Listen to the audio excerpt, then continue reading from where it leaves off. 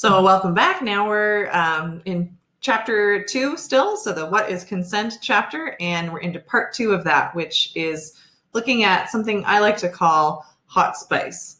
And hot spice is an acronym. It's like that extra added stuff you need to make sexual encounters really the best that they can be, a little hot spice to them.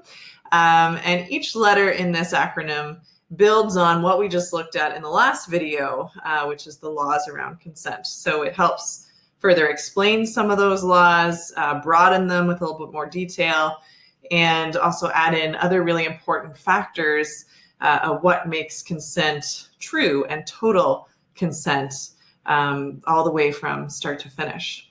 So your handout from this section, remembering still to have your questions and terms log. So if there's something that comes up you want to look into more or make more notes about, you can always have that handout going. But the specific handout for this section is your consent basics. So this is your fillable version. So it's got all the lines and blank spaces to make your notes as we go through.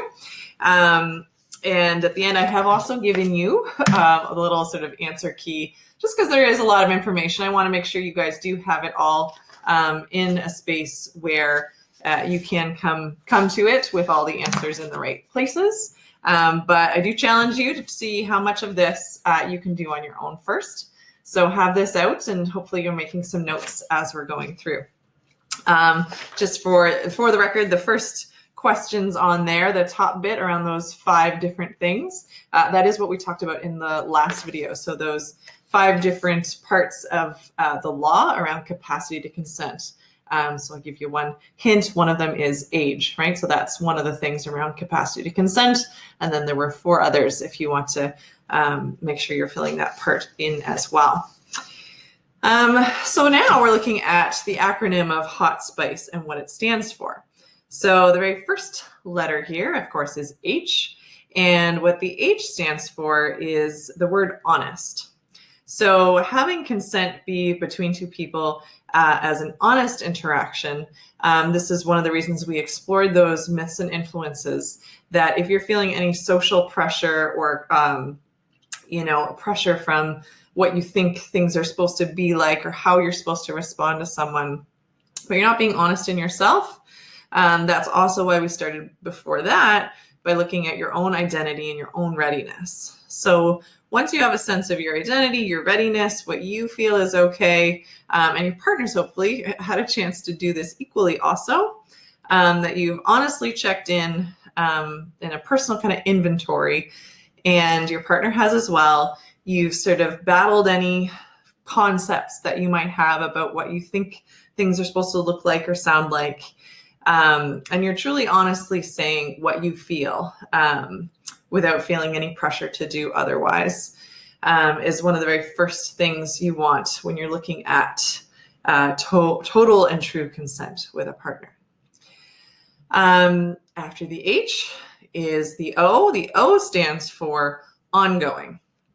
So ongoing is the fact that consent isn't just a one-time interaction. It's not just a, hey, do you want to? And getting a yes or a no, provided that you're doing kind of multiple things with a person or that an interaction's going on for a certain length of time, you do actually want to keep checking in with a partner. So let's say you've made the connection, you're flirting and things are going well, and you ask that partner, hey, do you want to go make out on the couch? And they say in return, yeah, like that's been on my mind all night. I thought you'd never ask. And then you both excitedly go over to the couch and you start kissing. This is the ongoing things. You might start kissing. And the reason we ask for ongoing consent is sometimes we can think we wanted to start doing a thing, but then we get into it and we might sometimes start having a reaction we weren't expecting. We might feel a little bit overwhelmed or a little bit nervous, or we're not sure if we're doing it right, or all these different kind of feelings might come up. And it can be really helpful to check in with a partner. So maybe you start kissing a little bit and things are going on a little bit, checking in for consent ongoing, saying, is this good? Are you into this? Is this, working for you? However you want to phrase it, that's your own kind of style. And that your partner hopefully is going to be saying back to you, yeah, like this is awesome. Like, let's keep going. Or however they might sort of bring that back to you. Now, of course, that's a little check-in you can do. Ongoing also means, though, that if things, let's say, start to escalate, maybe you're making out and, you're feeling like you'd like to use your hands somewhere with your partner to feel something or touch something. And that's something you need consent for again. So it's not, you got consent for the making out part, but maybe you didn't get consent to, for instance, maybe touch their chest in whatever way. So let's say you want to use your hand in a certain place. You actually have to ask ongoing for that next piece. So that's sort of the ongoing aspect of consent. So every step of the way, we have to keep checking in with our partner. Now this brings us to the letter T, which is very important as well. The T stands for talked about. So it's honest, ongoing, and talked about. Talked about means that we're using our words. We are actually using verbal communication, unlike, again, what we talked about, we sometimes see in TV or movies where everyone just knows what they're supposed to be doing without saying any words. It turns out we're actually not very good at interpreting strictly body language on its own. There's an interesting kind of connection around, like, if you're waiting for the look, if someone gives you that smoldering look, what does that really mean? How much of a look is enough of a look to know that you're going to get to kiss the person? How much of a look is enough of a look to know that they're saying that they want to have sexual intercourse with you? Like, which look is which, and how do you know which one? And when you really start to think about it, there's really no way to know. We have to use our words. We have to make sure that we're asking. We can't just rely on body language on its own. Again, even though it's normalized in the movies and in TV, it's not actually normal in real life. And then we want that body language and the verbal to match, which we'll talk more in the next section about. But for right now, just sort of getting that basic understanding that if someone is sort of, they got that look in their eyes and they're all, ready and there for you. And then you ask them, like, hey, you want to go do this? They still have to say yes or give you some sort of affirmative, sure, cool, awesome, whatever. And that they have to go together. So even if you're getting in reverse, if you're getting a yes, sure, if you're getting those types of, you're getting facial features that are looking a little hesitant or unsure or nervous, you have to talk a little more. That's not quite an affirmative, enthusiastic yes, which we'll get to by the end of this acronym. Okay, so talking about it, using your words. The next letter is our S for spice. S stands for specific. So specific around consent is that, this is what we talked about very, very at the beginning, is that every person is making and choosing to be in control of the who, what, when, where, why, and how of what's going to happen in a sexual intimacy experience. So specifically, are you asking and getting consent for what you're looking for? So saying, hey, do you want to go make out on the couch? That's specific. It's what you're doing. It's where you're doing it. It's kind of how you're doing it. You're, making out, kissing with your lips, those types of things. So a very specific interaction that you're asking for consent for. Anything outside of that, you have to get further consent for. So this specificness applies to, and we'll talk about this in future videos as well. But, if you've agreed to a specific type of way of having sexual intercourse, for instance, like sex with a condom on, that's not the same as agreeing to sex without a condom. So you can't just switch out the specifics midway through an interaction without getting consent from that person on what is happening within it. The P then in spice stands for present moment. So present moment talks about the fact that when we get consent, it has to be like right now, right when the thing is happening. It can't be earlier in the day or last week when you talked about it. even if you did and you had a, like last week, you're like, oh, I can't wait to visit you on the weekend. And like, this is gonna be a great time. I can't wait to, sleep with you or whatever people are talking about. And you get to the weekend, you still have to get consent again. Lots of things could have changed in that time. You can't just rely on the former conversation for consent in that moment. You have to reestablish in the actual moment itself. This is even 10 minutes ago. You talked 10 minutes ago. Let's go upstairs. Let's go whatever. You're now upstairs. You're doing whatever. You're checking in again. Okay, so it's specific and present moment at the time of the consent. And present moment also kind of encompasses as well. It has to be from that person. No one else can ever give consent for a person. So if your friend is like, oh my God, take my friend into the other room. She totally told me that she wants to like, I don't know, whatever sexual thing that she wants to do with you. Okay. So she's, oh my God, go. And you take her into the room. That doesn't count. You need consent from that person themselves, not from their friend, not from anyone else. It has to come directly from the person. The next one, the I in SPICE, stands for the word informed. So informed talks about the fact that when we're giving consent and getting consent with a partner, we know and have all the appropriate information. So this means we have informed consent about, again, the who, what, when, where, why, but also things like risks. So if someone has an STI, so that's it stands for sexually transmitted infection.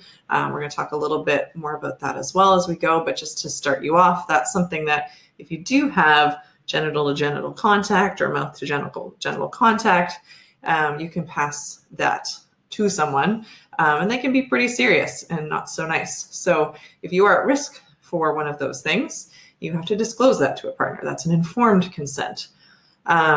You also have informed consent about a person's age, about a person's relationship status. So consenting to someone, some type of interaction is a bit for older people, but if you're consenting to someone that you believe is single and it turns out they're married, that's actually not consent. If you having consent with some type of sexual interaction at a person's age and they've lied about their age, that's not informed consent either. That's not okay. So we have to be giving all the right information to the person, identity, age, relationship, risks, all those things. The C then talks about the word changeable. Changeable talks about the fact that consent can actually be withdrawn at any time. And this might seem a little strange to you, but it's a really important example is even if you're in the middle of some type of intercourse, penetrative intercourse, and someone partway through says, we need to stop. Even if they gave their consent 3 minutes before, that new moment of saying we need to stop is the new consent. Consent has been revoked. It has changed. The activity needs to stop, even if it's right in the heat of things. Okay? So changeable really means that at any moment, someone can change their mind, and we need to respect that. The reason this is important is sometimes we get into something with someone and we end up having a reaction we weren't expecting. We thought we were ready for something, and then something doesn't feel right, or maybe it even hurts, or something's going on and we need some space, or we need a break, or we need whatever. Our partner has to respect that. The last letter in Hot Spice is the E, and E stands for enthusiastic. And the reason the E is very important, we're going to talk about that in the next chapter, in chapter 3, is we need someone to be, again, that affirmative yes, and it's not just a yes, sure. Someone needs to be showing in their eyes, in their face, in their body, that they're actually like into this, that this isn't like a question mark for them, that they're not really sure. And if they're not sure, we need to talk about those nerves. We need to talk it through without pressuring. This is asking questions. This is openly talking with our partner, saying, if you're not okay with this, that's totally fine. We don't have to do this. This is cool. We can keep just hanging out, or we can keep, cuddling, or whatever it was you were doing that night. So the enthusiastic has to be from both parties. There shouldn't be any like begrudging, oh, I guess so, or if I have to kind of energy about it, especially with new partners or people we haven't been intimate with before. This is super important. It should be a very enthusiastic interaction. So this is your Hot Spice acronym. It sort of layers on extra details and importance onto what we know of the legal stuff. And we're going to keep looking at some of these different pieces of the puzzle. I did mean to say as well, I'll post it under this video, but I did end up posting it on the last as well underneath in the description. If you haven't seen it yet, there's a really awesome YouTube video called the Cup of Tea Consent. I think it's by Blue Studios. I'll post the link to that. It's a really easy way of breaking down capacity to consent, especially about who can give their consent under what capacity and those types of things. So I'll put that there. Again, you have your handout to fill in on all of those pieces around what Hot Spice is and what it's sort of looking for. And if you need to check your answers, you do have that sort of, try not to show you just there, the answer key as well afterwards. So you have all that right information in the right spaces. And I haven't mentioned it too much yet, but do know that the book itself, obviously, it's written. So there's, even more examples there. There's even more sort of breakdowns of each of these things that we've talked about so far. So if you're wanting to expand on what we're looking at here, you're wanting a reference to go back to, getting a copy of the book, Real Talk About Sex and Consent, can be awesome. It's got this Hot Spice thing laid out. It's got even more examples of the myths and facts and influences in there. And it gives you even more sort of examples and breakdowns of everything we've talked about so far. So just know that's always an option to keep coming back to or referencing if you're doing both the books and the videos together. That's always there for you too. Okay, so that wraps up our chapter 2, what is consent? And it's going to start bringing us into the next section, which is chapter 3, which is communicating with consent. And the communicating with consent, we're going to, again, break down even further of what consent really looks like, sounds like, what it's like to ask for consent, what it sounds like to ask for consent, and everything you kind of wanted to know about that. And then further, we're going to start looking at some of the influences of what our brain and our body does sometimes in moments of consent, especially when we're stressed or we're feeling a bit nervous or scared or sometimes even threatened.